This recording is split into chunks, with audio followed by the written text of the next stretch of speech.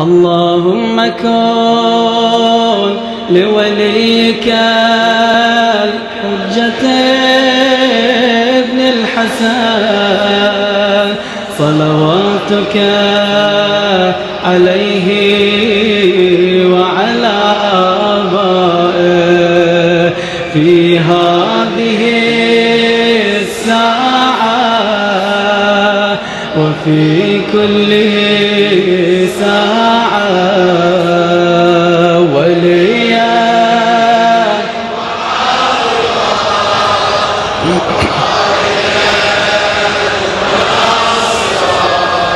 ودليلا